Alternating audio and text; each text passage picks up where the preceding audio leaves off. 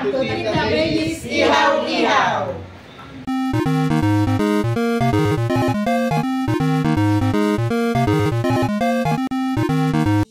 Hello po sa inyo mga katropa. Welcome sa isa na namang episode ng The Momo Guevara Show. Bago po ang lahat, ay kung bago po kayo sa aking channel, ay huwag niyo po sanang kalimutang mag-subscribe at mag-like ng aking mga videos. Para po sa ating episode ngayon ay nagpunta po tayo sa City of Santo Tomas, dito pa rin po yan sa Batangas, upang puntahan ang sikat at dinarayong Tita Baby's Ihaw-Ihaw. Samahan niyo ako upang alamin kung bakit trending at patok ang kainan na ito. Isang trivia po muna mga katropa.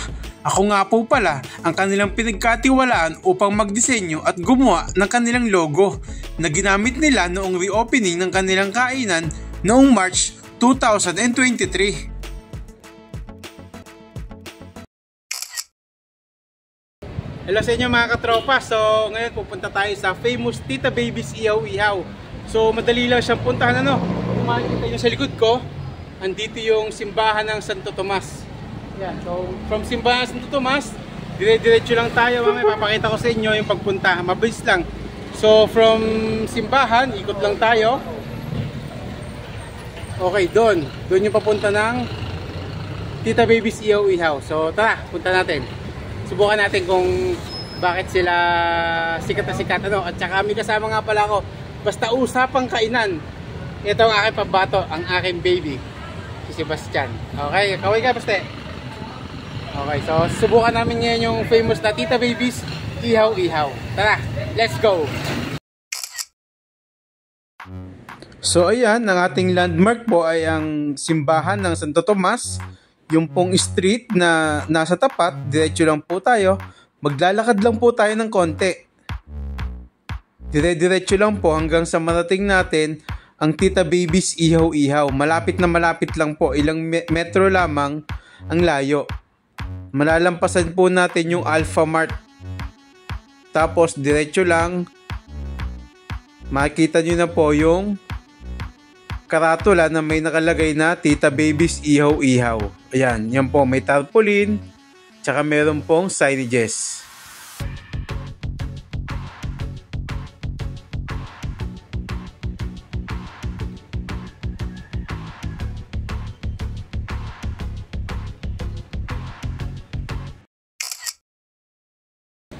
So magandang umaga po sa inyo mga katropa. Nandito po tayo sa sikat na sikat at trending ngayon na Tita Baby's Ihaw-Ihaw. Kasama ko ang nag-iisa at walang katulad ni si Tita Baby. Opo. So Tita Baby, tanong ko po sa inyo, bigyan niyo naman po kami ng background dito sa inyong ihaw-ihaw business. Paano po ba ito nagsimula? Magandang umaga po sa ating lahat. Ang aking Tita Baby's Ihaw-Ihaw ay nagsimula noong pang 1990. 1990? Oo, 1990 ako nagsimula. Maliit lang, isang lamesang ganito kalaki, kapirasong ihawan, hanggang sa awa ng Diyos, nagustuhan ng mga tao, ang aming tinda, humaba ng kaunti ang lamesa, dahil siguro nasarapan sa aming tinda. Tanda ko nga po dati, nung estudyante ako, nakabili pa po ako sa inyo dati. Tapos, simula po noong 1990s hanggang ngayon, ano na po yung mga tinda nyo na nai-offer nyo sa mga customer nyo? Ano pong meron ng mga tinda? Ang aming mga tinda ay nangunguna ang barbecue. Medyo yun ang ating number one talaga, na barbecue. Meron akong isaw ng manok, paan ng manok, tenga, bituka ng baboy, liempo, chicken inasal. Parang bago po yata yun yung chicken inasal. Bago ang chicken inasal, bago ang atay medyo, ngayon din lamang atay ng baboy. Pero ang atay ng manok, dati na rin, kasama na rin sa dati, hotdog, Hungarian. Meron pa ba akong nalimutan? Si Charong Bulaklak. Si Charong Bulaklak, ayan, ako. Oo, talaga namang the best din yan. Si Charong Bulaklak, hinahanap-hanap. Hanap talaga. Okay. Sa tingin niyo, Tita Baby, simula noon, medyo napakatagal na, no? Ilang taon na rin, parang 30 plus years. 30 years na. 30 plus years. Ano ang sikreto ng Tita Baby's Ihaw-Ihaw? Siguro, ang sekreto namin diyan ay ang una-una, tulong-tulong kaming mag-anak sa paggagawa nito. Okay. Family talaga po, ano? Family business talaga. Tapos, mahal namin ang aming ginagawa para ang mga customer ay bumalik-balik sa amin dahil may pagmamahal ang aming ginagawa. Yun, hindi naman sa pag-ano. Oo. At ang sikreto ng ay aming pagmamahalan. Oo. Kaya kami ay nagkatulong-tulong. Yun. Okay. So, Tita Baby, tanong ko lang, para sa mga nagsisimula at nais magnegosyo, pwedeng katulad po ng inyo, Ihaw-Ihaw o kung ano man, ano po ang maipapayo nyo sa mga nagsisimula o nagbabalak na magnegosyo ng food? Ang maipapayo ko sa kanila, parating sasamahan nila ng pagmamahal, sipag at tiyaga. Kasi pag wala yung tatlong iyon na sangkap ng isang pagninegosyo, parang hindi masyado tayo magkiklik doon. Kaya kailangan parating ng may pagmamahal, sipag at tiyaga. Yun ang ating kailangan. Pagmamahal, sipag at tiyaga. Okay, sige, noted po yan. Oo. At saka, ano naman po yung mga mensahe nyo sa ating mga loyal customer, yung pabalik-balik na bumibili sa inyo? Opo. Ano ko sa kanila, salamat sa kanilang pagdalaw at pagpunta dito sa amin. Okay. Ako po ay nagpapasalamat dahil kami ay binabalik-balikan nila. Ito po, yung mensahe nyo naman po sa mga hindi pa nakakasubok na bumili ng Tita Baby's Ihaw-Ihaw. Iingganyohin nyo po silang pumunta rito. Sila po ay aking inaanyayahan na subukan at tikman ang aming Tita Baby's Ihaw-Ihaw. Hindi po sila magsisisi na ito ay subukan at tikman. At siguradong babalik-balikan po nila. Okay. Garantisado po yun. Ayan, so Tita Baby, tanong ko lang, paano kaya sila makakarating dito? Yung mga hindi alam yung lugar. Anong landmark nila ba? Madali lang pong puntahan. Okay. Sa may simbahan. Simbahan? Doon po lang sila halimbawa manggagaling sa may simbahan or kaya kung sa palengke man, may Cabrini, may Jollibee. Papasok lang po sa loob.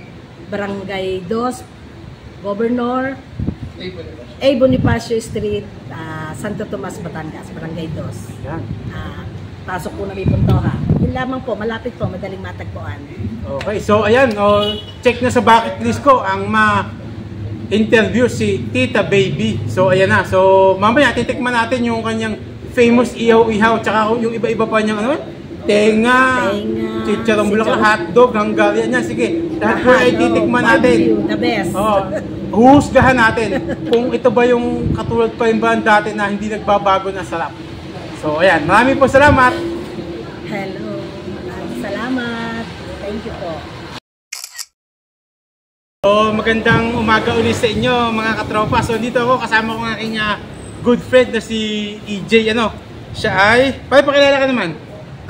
Ako si EJ Villegas, ang anak ni Tita Baby's. Okay, so pare, sabi Tita Baby since 1990s yung ihaw-ihaw business nyo. Parang nahinto yata ito. Pagbigay ka naman na kwento sa amin anong nangyari, bakit napatigil ang natin. Since 1990, nagtitinda si Mama sa labas lang ng bahay, sa kanto, ganyan. And then, tuloy-tuloy naman siya hanggang sa umuke. And then, may isang pangyayari noong 2013 na namatay yung aking tatay. Yun, dun yung time na natigil yung pagtitinda niya ng ihaw. And at the same time, may mga sariling obligasyon na kami. Nasa abroad ako, yung mga kapatid ko may mga trabaho. So wala na siyang katulong, kaya medyo napahinto nung time na yun. So pare, ano yung naisipan nyo at ibinalik nyo ngayon yung Tita Baby's Ihaw-Ihaw? Itong 2023, 10 years in the making. Oo, medyo madami kasing naghahanap, ang daming nagbibigay ng magandang feedback. Isa na ako doon, sayang yung ihawan, sayang yung timpla, sayang yung lasa. Hindi na daw nila natitikman yung masarap na suka. Kaya nakaipon ng konti, pinagtulong-tulungan namin magkakapatid.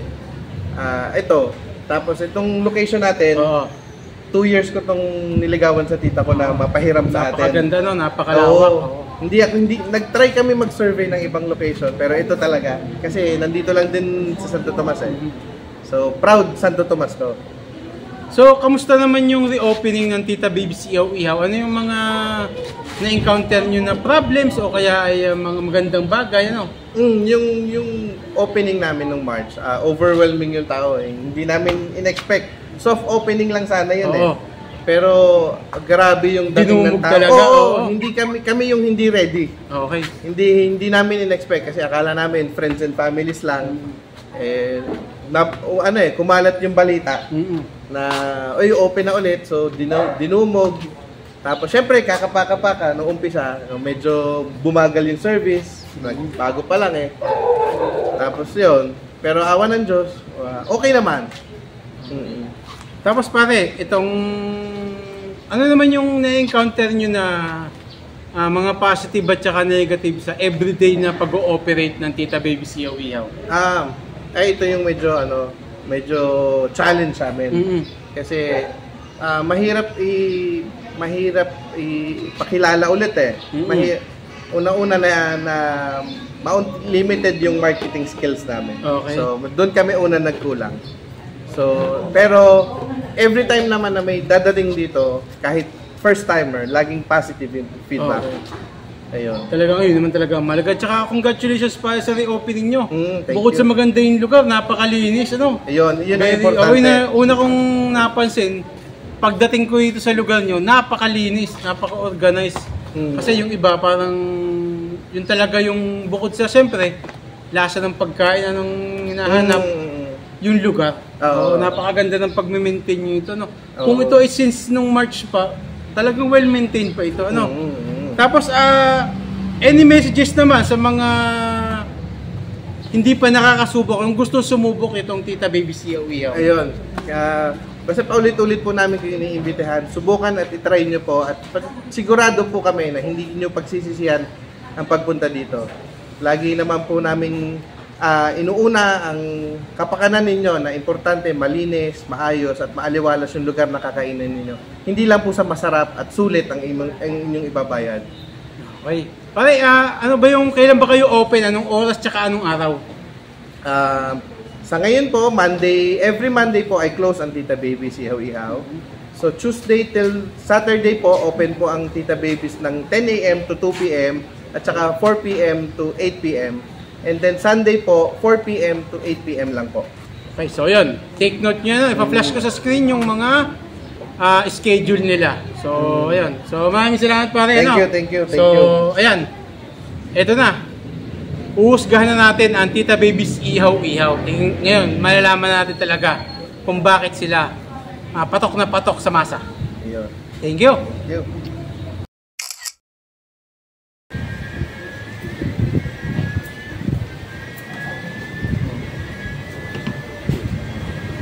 So, magandang tanghali sa inyo mga tropa. Ito na, Moment of Truth. Kasama ko ang aking bunso, si Sebastian. Basta, kaway ka naman. So, husga na namin yung famous Tita Baby's Ihaw-Ihaw. So, ang mga nandito ay ito, Betamax, dugo. Okay.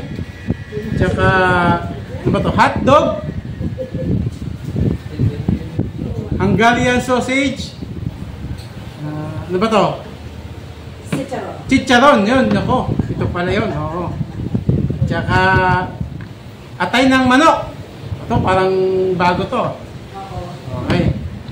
Isaw. Tenga. Yan. So, ito, ang famous barbecue. Yan. So, kitang-kita nyo guys, yung mga portions nila, malalaki, very generous, no? Hindi tinipid. Yan, ito pa, oh. Paanang manok, mukhang lumaban pa to, oh. Lumaban pa, ayaw pang magpatalo hanggang sa uli. Oo, tsaka ito, may pahabol pa. Liempo. Tingnan nyo naman ang size niya, ang laki. Tsaka ito yung kanilang famous suka pa lang, ulam na. Titikman natin siya. Siyempre, para healthy, may Coke Zero. Yan. So, tignan natin. Okay. Tignan natin, kain na. baste. Okay.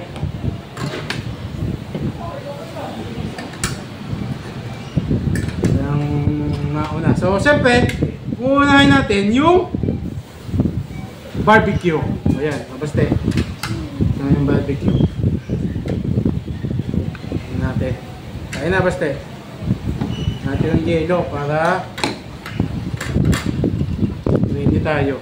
Ayan.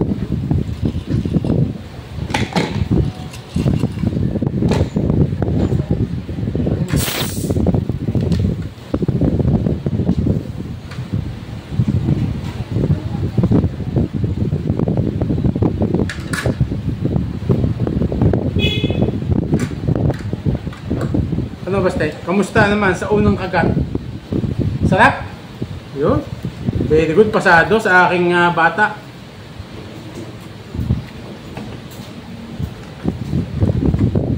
Okay. Kakain na. Okay, tingnan natin ito suka.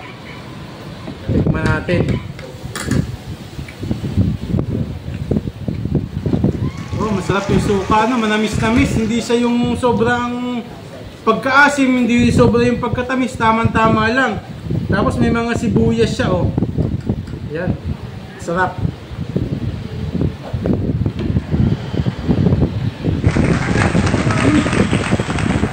Sarap po yung lasa, tsaka malambot. Parang ayoko na magsalita. Gusto ko na lang kumain.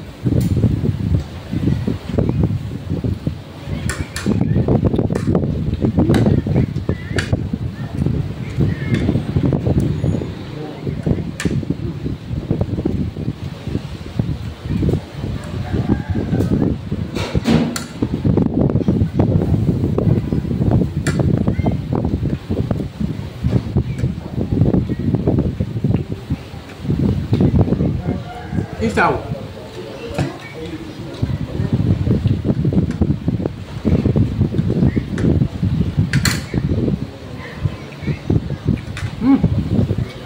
Masarap din. Halatang minarinate ito ng matagal. Sarap yung lasa. Hindi siya masyadong maalat. Sakto-sakto lang. Tsaka nagko-complement talaga dun sa suka.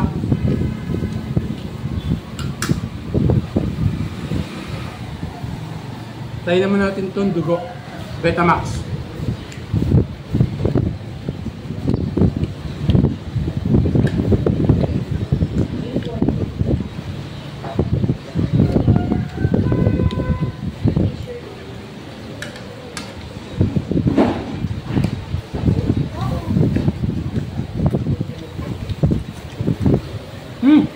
Sarap. Wala akong malasahan na lansa. Talagang malinis na malinis yung pagkagawa.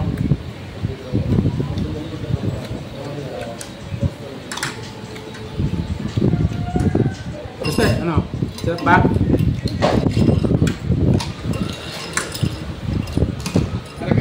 Pare, panalo. Hindi, may kanin pa pare. Panalo pala talaga. Magsisisi yung mga hindi sumama sa akin dito. Tinga.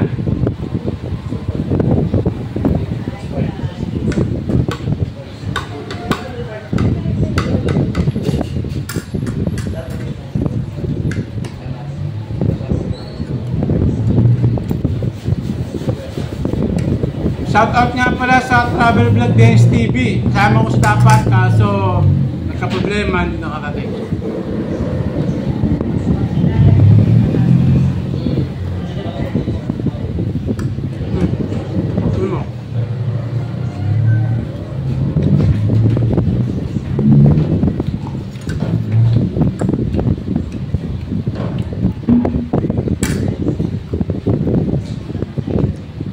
Tikman natin yung atay ng manok.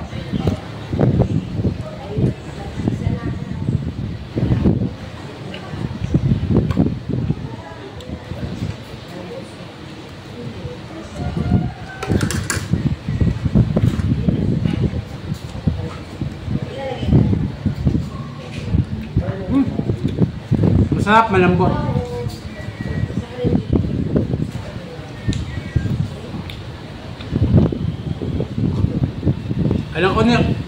Alam ko na yung kanina ko pang nilalasahan. Yung kakaibang lasa.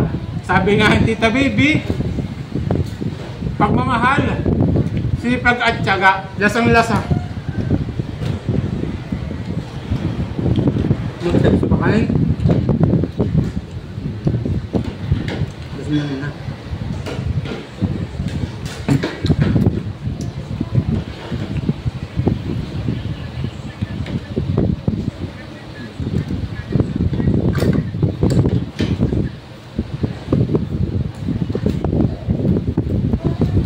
Ito pala, para sa mailig sa mga manghang, meron silang chili powder. So, nasa sa'yo na lang kung lalagyan mo siya o hindi. So, since may kasama akong bata, huwag muna. Ito, husga natin ang kanilang liempo. Tingnan nyo naman yung itsura pa lang, oh.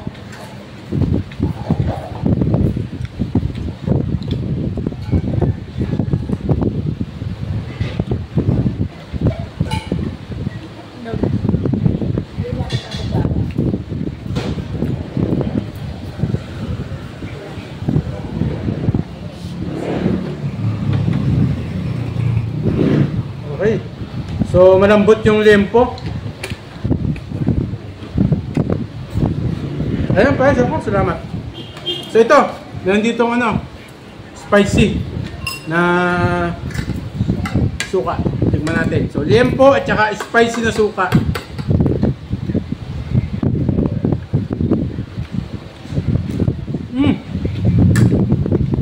Panalo. Yung pala talaga yung nahanap ko, yung medyo may anghang. Swak.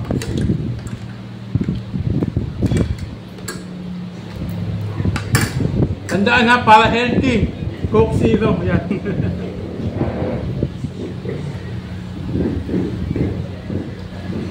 Minsan lang naman.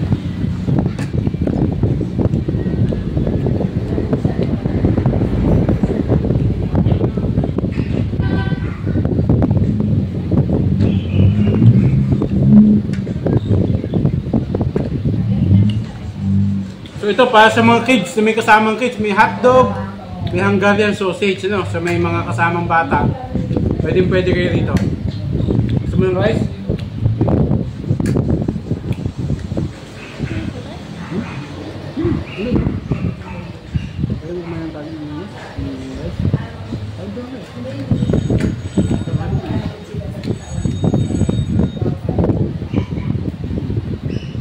Tingnan nyo naman.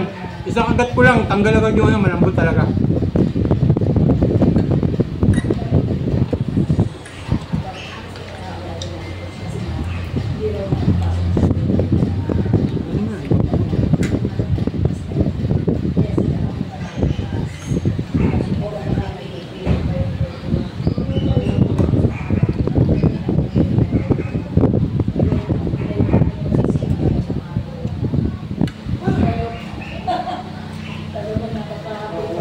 Tunay.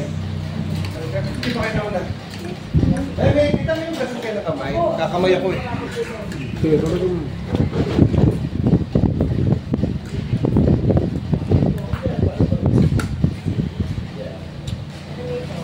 Tayo natin yung paa na lumalaban. Okay?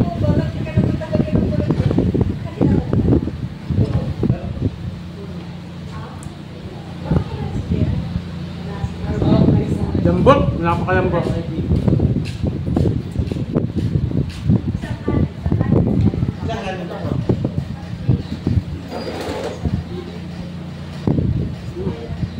Alam mo, ayaw mo.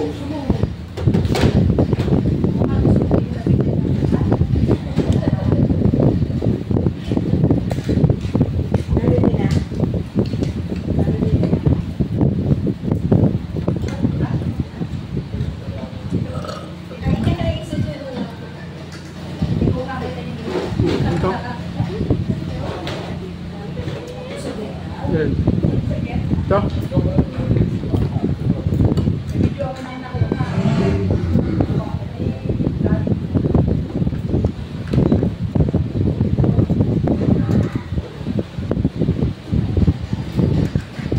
Yan. So, pwede po talaga ito sa mga bata kasi yung mga karne malambot. Masarap na, malinis pa.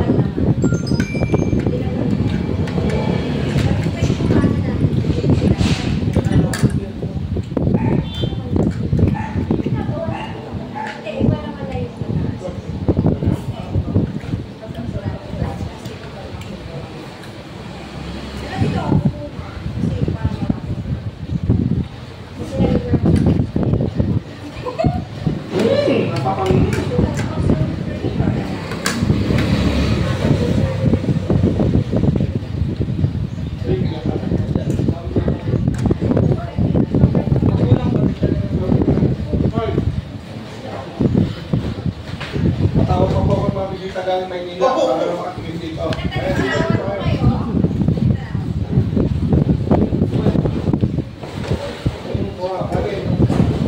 So ito, subukan niyo yung Hungarian sausage.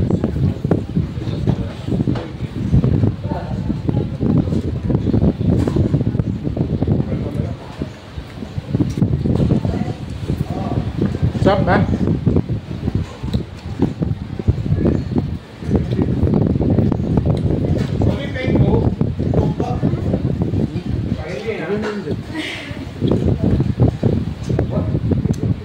So ito na, yung chicharon. Chicharon bulaklak. Try natin.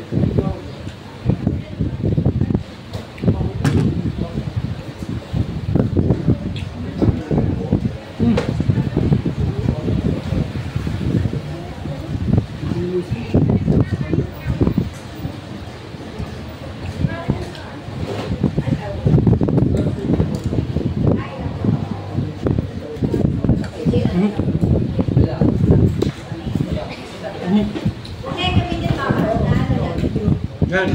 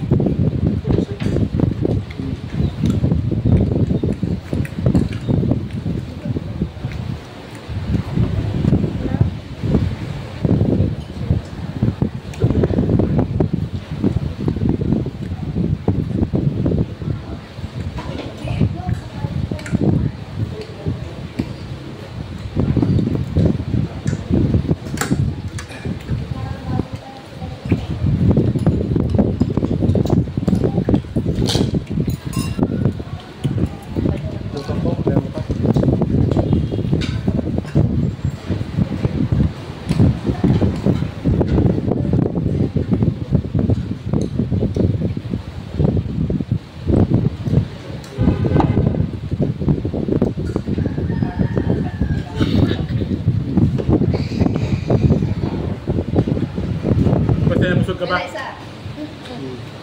Kawin ka muna.